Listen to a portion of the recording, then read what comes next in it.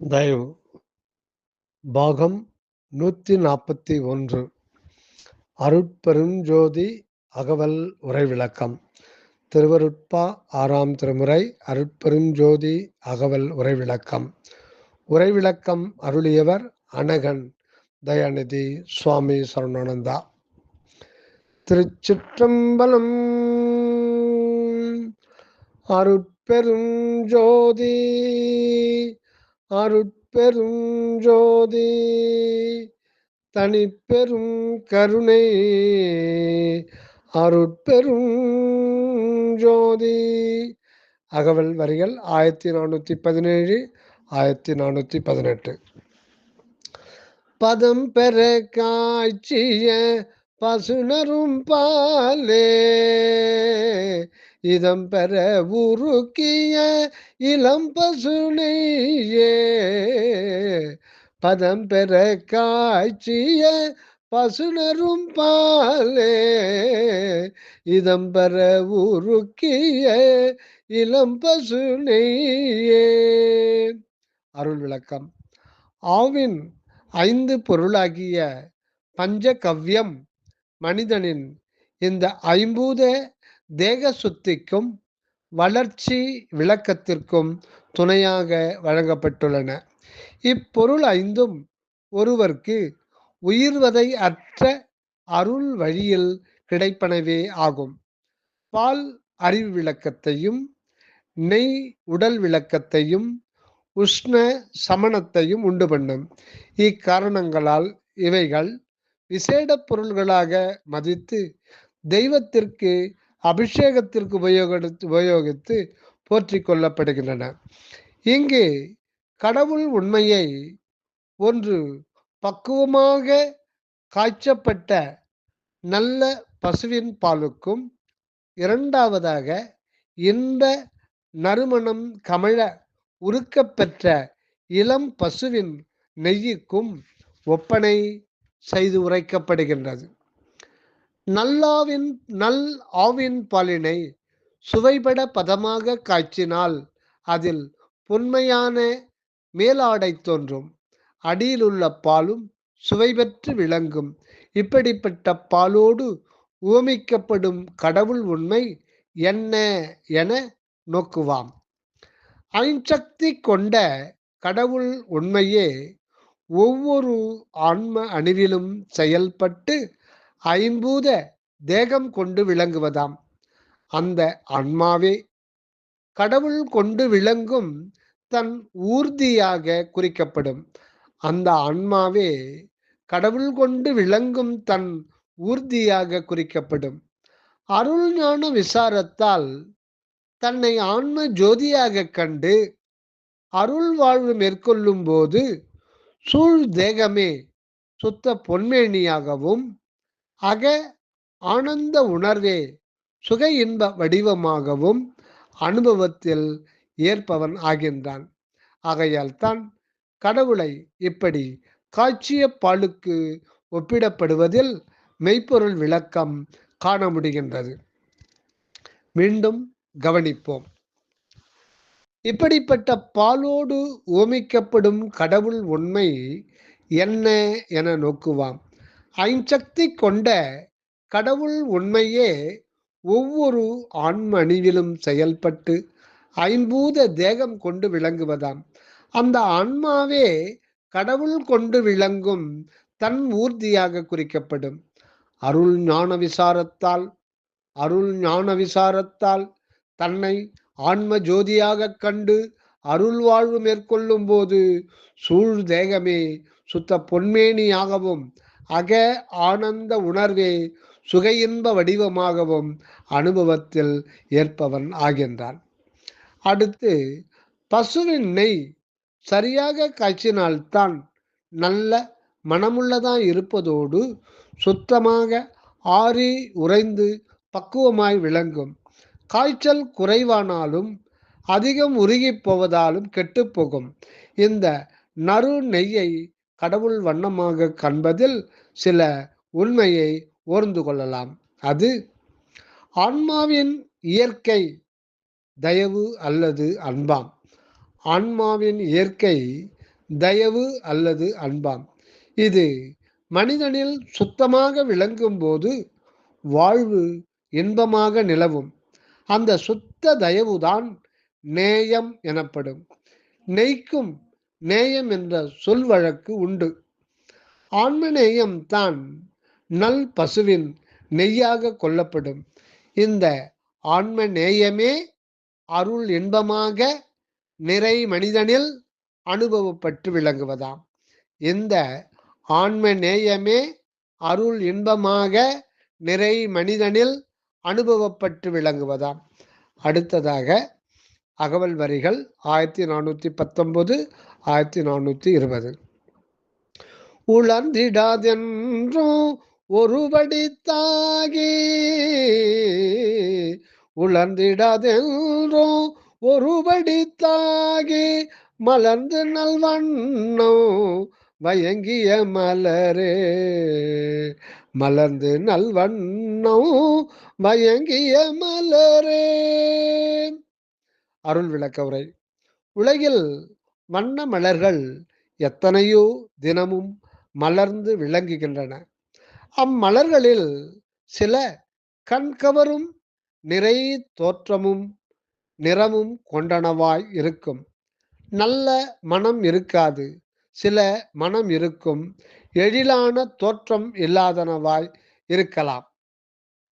சில கண்கவரும் நிறை தோற்றமும் நிறமும் கொண்டனவாய் இருக்கும். நல்ல மனம் இருக்காது. சில மனம் இருக்கும். எழிலான தோற்றம் இல்லாதனவாய் இருக்கலாம். ஆனால் ஆனால் இந்த வண்ண மலர்கள் எல்லாம் சிறிது கால எல்லையில் வாடி வதங்கியும் வண்ணம் மாறியும் மனம் அழிந்தும் தரம் கெட்டும் சருகாகிவிட காண்கின்றோம். இப்படி கேடுற்று அழியும் எந்த ஒரு மலரையும் கடவுளுக்கு ஒப்பிடக்கூடாது, பொருந்தாது. ஆகையால் இவை போன்று அல்லாது என்றென்றும் ஒரே தன்மையோடு மாறாது நின்று வண்ணமும் மனமும் குணமும் எக்காலத்தும் குன்றாது பயன் தர விளங்கும் ஒரு கற்பனை மலரை உள்ளக்கண் முன் காட்டுகின்றார் நம் அண்ணலார். அது அருட்பெரும் ஜோதி அணிமலராக உள்ளதாம். அருட்பெரும் ஜோதி அணிமலரே என்றும் ஒருவடித்தாய் ஒரே மாதிரியாய் விளங்குவதாம். முழு மலர்ச்சியோடும் நல்ல வண்ணத்தோடும் குன்றாத நிறை அருள் குணத்தோடும் விளங்குவதாம். இம்மாதிரியான தெய்வீக மலரை உலகம் காண்கின்றது இல்லை. பொற்பூவும் நறுமணமும் கண்டறியார் உலகர், புண்ணியனார் தம்வடிவில் நன்னியவார் அதுவே. நற்பூதி அணிந்த திருவடிவு முற்றும் நான் கண்டேன் நான் புணர்ந்தேன் நான் அது வானனே என்கின்றார். இவர் போற்றிக் கொண்டுள்ள அருட்ஜோதி மலர் பொன் வண்ணமும் பசுங்கற்பூர நன்மணமும் கொண்டு எக்காலும் சாக்கிராதீதத்தில் விளங்கி நின்று உயிரிலும் உடம்பிலும் நிறைந்து நிலவுவதாம். அடுத்ததாக அகவல் அடிகள் 1421 1422. இகந்தரு புவி முதல் எவ்வுலகுயிர்களும், இகந்தரு புவி முதல் எவ்வுலகுயிர்களும் உகந்திட மணக்கும் சுகந்த நன்மனமே, உகந்திட மணக்கும் சுகந்த நன்மனமே. அருள் விளக்க உரை. இது சமயம் தோன்றி விளங்குகின்ற இந்த உலகும் இதுபோன்ற எண்ணடங்கா உலகங்களும் பலவாகிய சிறந்த உயிர்களுக்கு உறைவிடமாயிருக்கின்றன. அவ்வுயிர்களெல்லாம் அறிந்து முகரத்தக்கதாயும் அறியாமலே ஏற்று உயிர் விளக்கம் பெறத்தக்கதாயும் உள்ளது தெய்வ நன்மனம். யாவராலும் எக்காலத்தும் விரும்பிக் கொள்ளப்படும் இந்த மனம் பிற எந்த கந்தத்திற்கும் ஒப்பாகாது. உலகிலுள்ள சாதாரண மலர் மணங்களும் மற்ற பல வாசனை பொருள்களும் வெளிப்பட்டு காற்றோடு கலந்து பரவிக் கொண்டிருக்கின்றன. நறுமணங்களை பலர் விரும்பிக் கொள்ளுகின்றனர். அதனால் புலனிச்சை தூண்டப் பெற்று மயங்கக்கூடும். ஆதலின் அம்மணங்களை யாவரும் விளைந்து ஏற்கார். சில நன்மணம் சூழ் வானிலையில் கலந்த நச்சுத்தன்மைகளை போக்கி சுத்தமாக்குகின்றனவாம். அப்படி உள்ள ஒரு நல்ல மனம் பசும் கற்பூர மனமாக கூறப்படுகிறது. இது வாயுமண்டலத்தில் கலந்து சுத்தி செய்து நல்ல காற்றை உயிர்களுக்கு உதவுகின்றதாம். இது சுத்த சன்மார்க்க வாழ்வில் நிறை வாழ்வு பெறுவோர்க்கு உரிய கடவுள் மனமாக உள்ளதுவாம். இந்த மனம் இயற்கை இறை மனமாகும். இந்த மனம் இயற்கை இறை மனமாகும். இதனை குறித்து நம் வள்ளல் பெருமான் பல பாக்களில் விளக்கியுள்ளார். அவற்றில் சிலவற்றை மட்டும் காண்போம். அம்பலத்தே திருநடம் செய் அடிமலர் என் முடிமேல். அம்பலத்தே திருநடம் செய் அடிமலர் என் முடிமேல் அணிந்து கொண்டேன். அன்பொடும் என் ஆறுயிருக்கும் அணிந்தேன். எம்பரத்தே மணக்கும் அந்த மலர் மனத்தை தோழி என் இசைப்பேன். இசைக்க என்றால் என்னளவு அன்றதுகான் வம்பிசைத்தேன் அன்றடி நீ என் அருகே இருந்து உன் மணிநாசி அடைப்பதனை திறந்து முகர்ந்து அறிகான். என் அருகே இருந்து உன் மணிநாசி அடைப்பதனை திறந்து முகந்தறிகான். நம்புரு பார்முதல் நாதவரை உள நாட்டவரும் நன்கு முகர்ந்தனர் வியந்தார். நன்மனோ ஈது எனவே என்றும். அடுத்ததாக கற்பூர மணக்கின்றது என் உடம்பு முழுதும். கற்பூரம் மணக்கின்றது என் உடம்பு முழுதும். கணவர் திருமேனியிலே கலந்த மனம் அதுதான். கணவர் திருமேனியிலே கலந்த மனம் அதுதான். இற்பூத மனம் போல மறைவதன்று கண்டாய். இயற்கை மனம் துரிய நிறை இறை வடிவத்துள்ளதே. இயற்கை மனம் துரிய நிறை இறை வடிவத்து உளதே. பொற்பூவும் நறுமணமும் கண்டறியார் உலகர் புண்ணியனார் தம் வடிவில் நன்னியவாரதுவே. புண்ணியனார் தம் வடிவில் நன்னியவாரதுவே. நற்பூதி அணிந்த திருவடிவு முற்றும் தோழி நான் கண்டேன் நான் புணர்ந்தேன் நான் அதுவானேனே. அடுத்ததாக கற்பூர ஜோதி மருந்து பசும் கற்பூர நன்மணம் காட்டு மருந்து. கற்பூர ஜோதி மருந்து பசும் கற்பூர நன்மணம் காட்டு மருந்து. பொற்பூவின் ஓங்கு மருந்து பொற்பூவின் ஓங்கு மருந்து. என் தற்போதம் தவிர்த்த சிற்போத மருந்து. என் தற்போதம் தவிர்த்த சிற்போத மருந்து என்றும் அந்த உயர் சிறப்புடைய கடவுள் மனத்தை இது என நன்கு காட்டியுள்ளார் நம் வள்ளல் பெருமான். இதனை திருவருளாலே அக அனுபவத்திலே பெற வேண்டுமே அன்றி புறமணத்தை போற்றிக் கொண்டும் ஏற்றிக்கொண்டும் இருந்து வீண் போதல் கூடாது. அடுத்ததாக அகவல் வரிகள் 1423 1424. யாழுறும் இசையே இனிய இன்னிசையே. யாழுறும் இசையே இனிய இன்னிசையே. ஏழுறும் இசையே இயலருள் இசையே. இயல் அருள் இசையே யாழுறும் இசையே இனிய இன்னிசையே ஏழுறும் இசையே இயல் அருள் இசையே. உரை விளக்கம். நமது இறைவர் அருட்பெரும் ஜோதிபதி அருளொளியாம் பிரணவநாதத்தோடு எங்கும் நிறைந்துள்ளவர் ஆவர். இக்கடவுள் ஒளியாம் இசையை நாத பிரம்மம் என்கின்றனர். கடவுளை கற்பனை செய்தோர் அவரை இசை பிரியன் என்றும் யாழ் வல்லோன் என்றும் இசையையே குண்டலமாய் அணிந்துள்ளவன் சிவன் என்றும் கூறுவர். மேலும் சிவபெருமானின் கரத்தும் சரஸ்வதியின் கையிலும் நாரதர், கிண்ணரர், அகத்தியர், ராவணன், கண்ணன் முதலியோரிடத்தும் யாழ், வீணை, குழல் முதலிய இசைக்கருவிகளை வழங்கியுள்ளனர். இவற்றில் யாழே தத்துவ ரீதியாக சிறந்து இலங்குவதாம். ஆகவே நம் பதியை இந்த யாழில் எழுகின்ற இசையாகவும் இனிய பண்ணாகவும் சங்கீதமாகவும் ஏழிசை என்னும் சப்த சுரங்களாகவும் இவைகளுக்கெல்லாம் மேலான அருள்மய ஆனந்தானுபவத்தை வழங்குகின்ற பரவச நாத அருள் இசையாகவும் கண்டுகொண்டு போற்றப்படுகின்றதாம். இன்னிசையை பக்தி செய்வதற்கு என்று ஏற்படுத்தி உள்ளனர்.